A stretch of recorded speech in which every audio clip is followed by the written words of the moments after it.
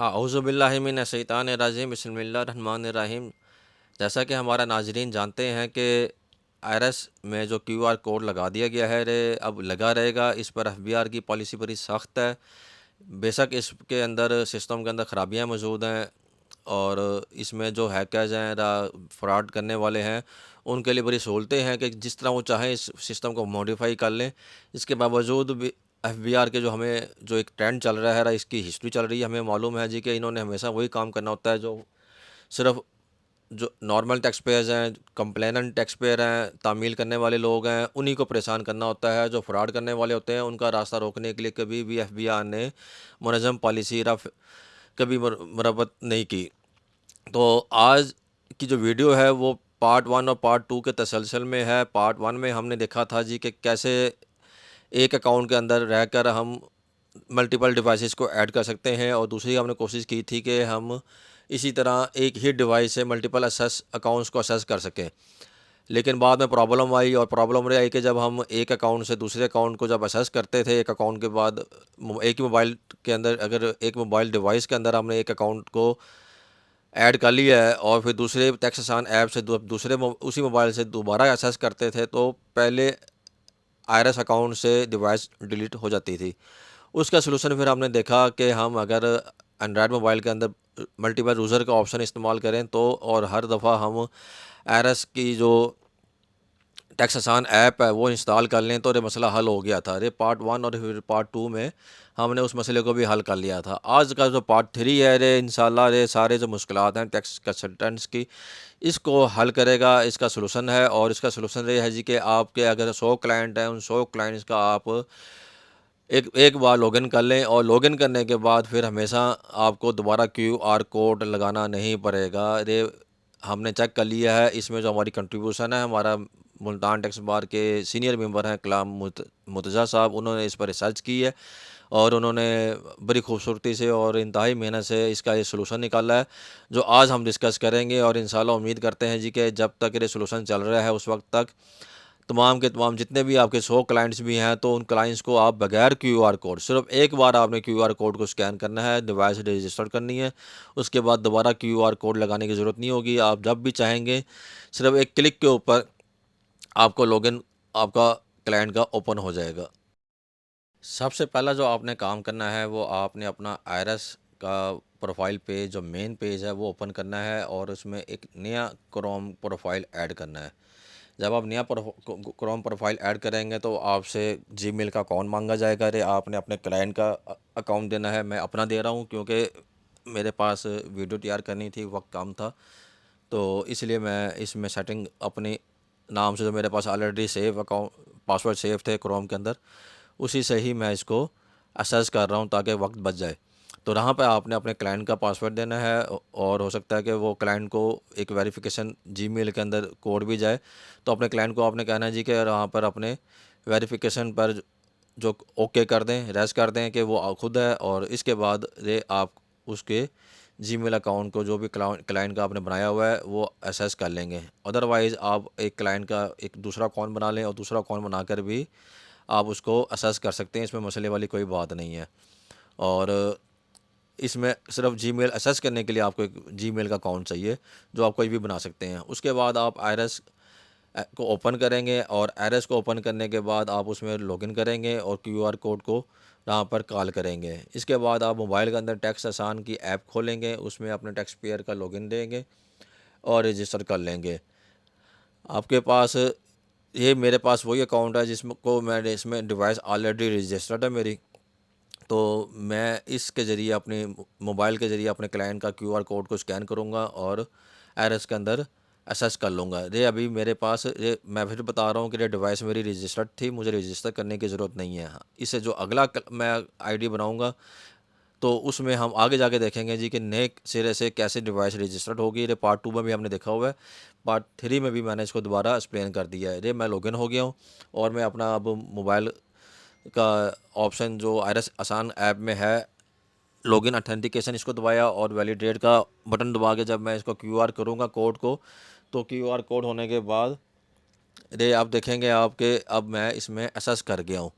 अब आपने असेस करने के बाद जो प्रोफाइल में दिखाऊंगा आपको अपना कि मल्टीपल डिवाइसेस जो हमारा ऐड करने का इसमें रजिस्टर्ड डिवाइसेस हैं, उसमें ये मेरा मोबाइल शो हो रहा है, जिसके ज़रिए मैंने इसको असेस किया है। अब मैं एक बार फिर दोबारा सारा प्रोसेस समझा देता हूँ। आपने आईआरएस का जो मेन पेज है वहाँ पर आना है, और वहाँ पर आपसे पूछा जाता है जी कि आपने किस अकाउंट से लॉगिन होना है। तो आपने एक नया ऐड प्रोफाइल करना है और क्लाइंट के नाम से आपने लॉगिन करना है। क्लाइंट के ईमेल का पासवर्ड अगर आपके पास है तो आप वही दे दें, नहीं तो एक नया जीमेल का अकाउंट बनाकर आप उस प्रोफाइल में ऐड कर दें ताकि प्रोफाइल आपका एक्सेसिबल हो जाए। और उसके बाद अब ये जो काम करना है आपने, वो दो काम करने हैं। एक तो आपने क्यूआर कोड को स्कैन करना है। अगर डिवाइस ऑलरेडी रजिस्टर्ड है तो आप अपने मोबाइल से स्कैन कर लेंगे, और मैं इसको रिकमेंड नहीं करूँगा। कोशिश करें जी कि आप अपने क्लाइंट को क्यूआर स्कैन का कोड भेजें और वो अपनी लोकेशन से अपने मोबाइल से वो उसको स्कैन करे। और फिर तो दूसरा ऑप्शन करना है आपने इस्तेमाल, वो आपने ऑन स्टार्टअप सेटिंग में जाना है क्रोम की, और सेकंड ऑप्शन आ रहा है continue where you'll left off. Means कि आपने जहां भी विंडो को क्रोम की बंद करेंगे, जब भी दोबारा स्टार्टअप करेंगे तो वहाँ से खुले जहाँ पर आपने उसको बंद किया था। अच्छा, इसमें अब आपने दो एहतियात करनी है। एक तो ये एहतियात करनी है कि कभी भी आईआरएस के अकाउंट को आपने जो ओपन हुआ है बंद नहीं करना। आईआरएस का अकाउंट हमेशा ओपन रहेगा। जब भी आपने बंद करना है इसको, जो दाएं हाथ पे क्रॉस का बटन होता है उससे बंद करना है। आईआरएस की टैब को आपने बंद नहीं करना। आईआरएस की टैब अगर आप बंद कर देंगे, मैंने अभी चेक किया है, टैब बंद करके दोबारा मैंने आईआरएस को लॉगिन किया तो हो गया है। फिर मैं दोबारा इसको बंद करके दोबारा आऊँगा, चेक करूँगा तो आप देखेंगे कि जब मैं एफबीआर की वेबसाइट पे गया और वहाँ से मैंने कोशिश की है कि मैं इसको ज़रा आईआरएस की वेबसाइट खोलूँ, तो वहाँ पर जाकर ये लॉग आउट हो गया था। तो उसका फिर यही सॉल्यूशन है कि आपने जब भी ये देखें, मैंने दोबारा इसको ओपन किया है, और ओपन करने के बाद आप देखें ये आईआरएस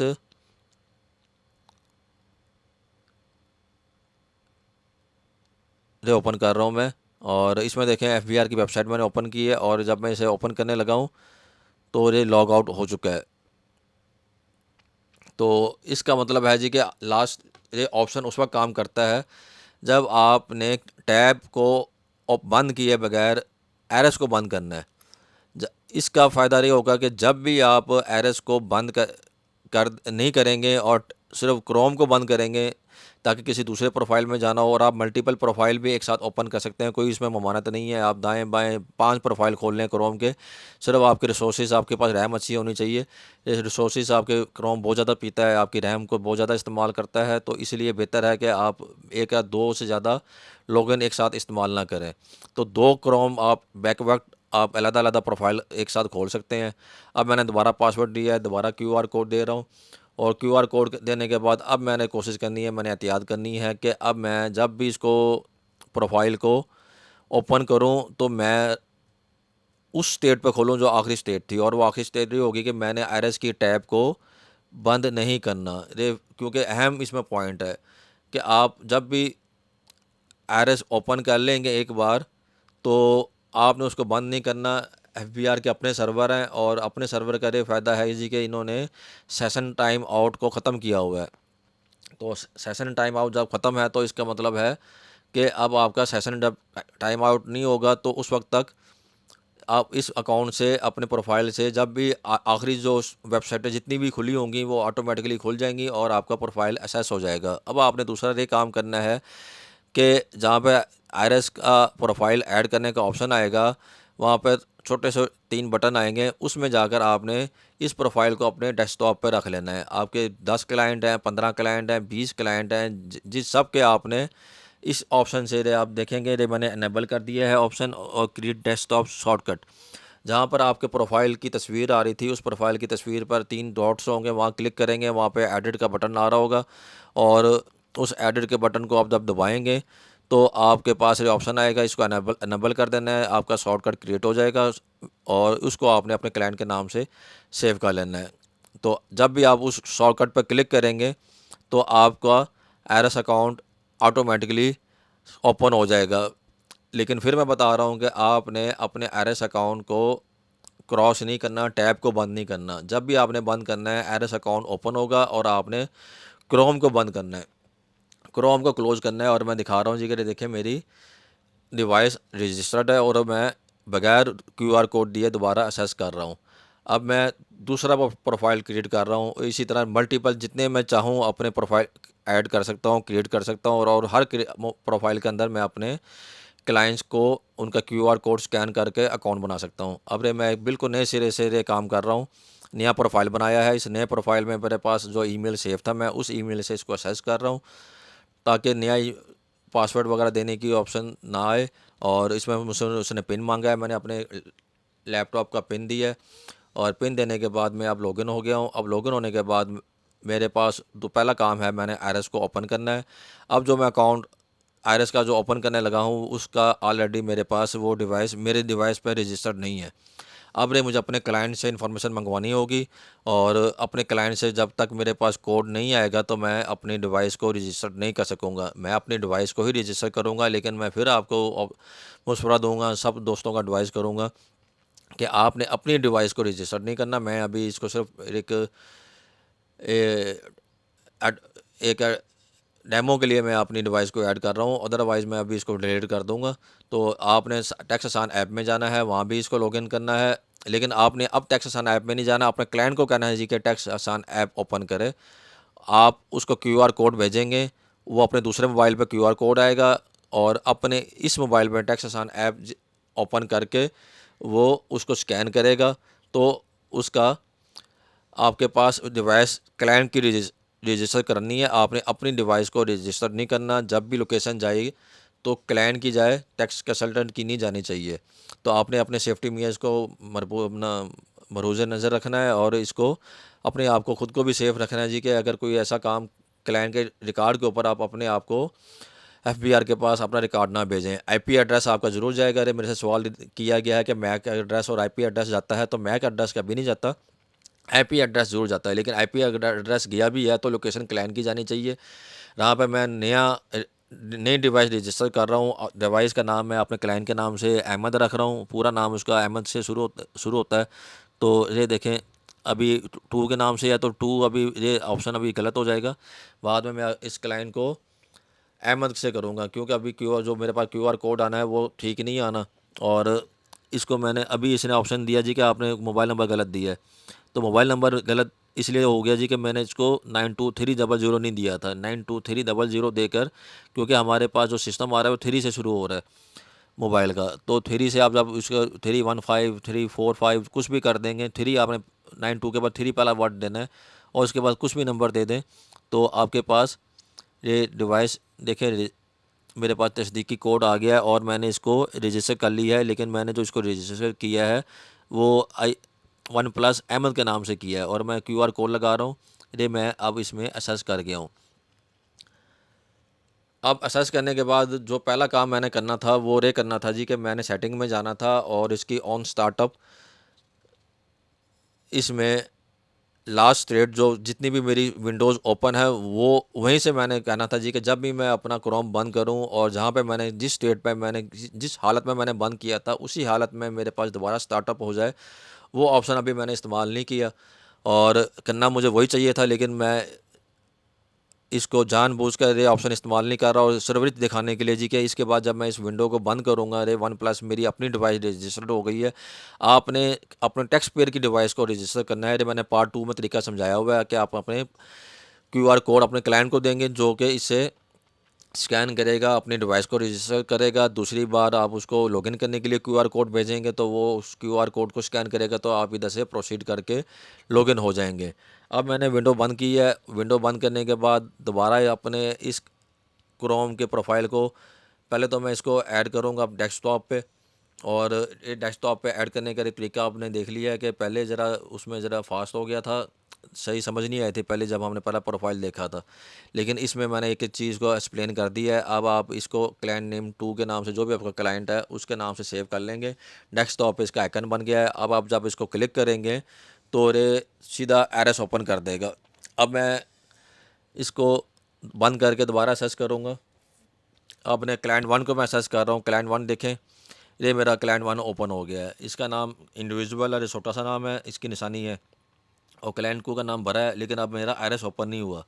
आईआरएस ओपन इसलिए नहीं हुआ कि अभी तक मैंने इसकी क्रोम की सेटिंग में जाकर ऑन स्टार्टअप को प्रीवियस स्टेट के साथ का ऑप्शन मैंने इनेबल नहीं किया। जब तक मैं उस ऑप्शन को जाके क्लिक नहीं करूँगा, मेरी देखें रे ऑटोमेटिकली लॉग आउट हो जाएगा, और लॉग आउट होने के बाद मुझे हर बार क्यूआर कोड को स्कैन करना पड़ेगा।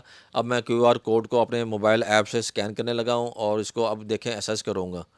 लेकिन आपने तीन ऑप्शन याद कर लें, फिंगर टिप्स पर रख लें कि तीनों ऑप्शन इस्तेमाल करने हैं। पहले नंबर पर क्यूआर कोड के साथ एसेस करना है, क्यूआर कोड आपके क्लाइंट ने स्कैन करना है, आपने नहीं करना। दूसरा आपने ऑप्शन करना है जी कि इन होने के फ़ौरन बाद आपने क्रोम की सेटिंग में जाना है, और क्रोम की सेटिंग में जाने के बाद ऑन स्टार्टअप में जाना है, और सेकंड ऑप्शन जो है कि प्रीवियस जो स्टेट होगी, जिस स्टेट पे आपने बंद किया है उस स्टेट से आपने इसको ऑन करना है। तीसरा ऑप्शन ये है जी कि आपने इसको राइट क्लिक करना है इधर प्रोफाइल के ऊपर डॉट्स के ऊपर, और वहाँ से जाकर आपने इसका जो डेस्कटॉप का आइकन है वो इनेबल कर लेना है। अब मैं क्लाइंट टू को दोबारा सर्च किया है, तो अभी तक क्योंकि मैंने इनेबल नहीं किया इसको ऑप्शन को ऑन स्टार्टअप वाला, तो फिर मेरा आप देख रहे हैं जी कि मैं अभी भी आईआरएस मेरा मैं ओपन नहीं हुआ। आईआरएस ऑटोमेटिकली ओपन होना चाहिए था। और अब मैं गया हूँ और ये देखें मैं इसको ऑन स्टार्टअप, ये आपने देख लिया ऑन स्टार्टअप आ गया है। तो ऑन स्टार्टअप पर क्लिक करने के बाद continue where you'll left off, इस ऑप्शन को अब मैंने क्लिक किया है, और अब मैं इसको क्रोम को स्कैन करूँगा, क्यूआर कोड को इन हो जाऊँगा, और मैंने ये जो जहाँ लिखा हुआ है irsfbi.gov.pk लॉगिन, तो इसको डैशबोर्ड लिखा होगा, इसको मैंने कभी भी यहाँ पर आके क्रॉस नहीं करना। मैंने क्रॉस करना है तो क्रोम का मेन सेटिंग से करना है कि जितनी भी टैब्स हैं वो सब की इकट्ठी बंद हो जाएं। अगर मैं इसको बंद कर दूंगा तो एक दो बार तो खुलेगा, लेकिन तीसरी बार वो लॉग आउट हो गया होगा। तो आपने अपनी आईआरएस की टैब को बंद नहीं करना, आपने फिर मैं बता रहा हूँ कि आपने इसको क्लोज करना है ओवरऑल आईआरएस को, क्रोम को। और अब आप देखेंगे जी कि डैशबोर्ड में ये मेरा क्लाइंट नंबर 1 ओपन हो गया है, और इसका मैं प्रोफाइल दिखा रहा हूँ। ये दो अकाउंट इकट्ठे ओपन हो रहे हैं, मींस के आपके दो अकाउंट इकट्ठे, दो से ज़्यादा 10 अकाउंट भी हैं तो आप इकट्ठे भी ओपन कर सकते हैं। ये पहला मेरा अकाउंट आईडी था जिसको मैंने सर्च किया था, और ये मेरा दूसरा अकाउंट है। ये दोनों मैं शॉर्टकट इस्तेमाल करके क्रोम की विंडोज़ को आपस में इंटरचेंज कर रहा हूँ। तो ये मेरा दूसरा क्लाइंट है, इसका नाम ईओपी का है, तो इसका नाम भरा है, तो आप चेक कर लें कि काफ़ी बड़े नाम के साथ ये चल रहा है। और ये फिर मैं पहले क्लाइंट के पास आ गया हूँ। दोनों क्लाइंट्स बिल्कुल ओपन है, और मैंने दोनों की फिर विंडोज़ को क्रोम को बंद कर दिया है। और बंद करने के बाद दोबारा मैं एक्सपेरिमेंट करूँगा कि एक एक बार मैं दोबारा इनको ओपन करूँगा, और फिर देखूँगा जी कि क्या ये ओपन हो रहे हैं। जी रे क्लाइंट नंबर 1 मेरा ओपन हो गया है, और इसमें जी रजिस्टर्ड डिवाइसेस भी शो हो रही हैं। अब मैं क्लाइंट नंबर 2 ओपन किया है, और ये मेरा क्लाइंट नंबर 2 भी ओपन हो गया है। तो मींस के लिए हमारे पास सिस्टम बिल्कुल ठीक काम कर रहा है। और इसमें आप एक से ज़्यादा जितने भी क्लाइंट्स आप अपने प्रोफाइल बनाते जाएं क्रोम के, और उसमें क्लाइंट के क्यूआर से क्यूआर कोड स्कैन करवा लें, और इस तरह आप अपने तमाम क्लाइंट्स को बगैर दोबारा क्यूआर कोड स्कैन किए असेस कर सकते हैं।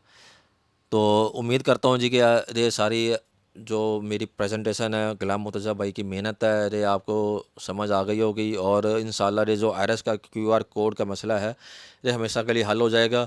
दोबारा आपको कभी क्यूआर कोड नहीं देना पड़ेगा, सिर्फ एक बार की मेहनत है और वो आपने करनी है। इसके बाद अल्लाह करेगा इंशाल्लाह ये तमाम की तमाम मुश्किलात हैं वो हमारी दूर हो जाएंगी। तो इसके साथ मैं इजाज़त चाहूँगा। Mohammad Imran Ghazi, education committee chairman और मुल्तान टैक्स बार एसोसिएशन के एग्जेक्टिव बॉडी को इजाज़त दें। अल्लाह निगहबान।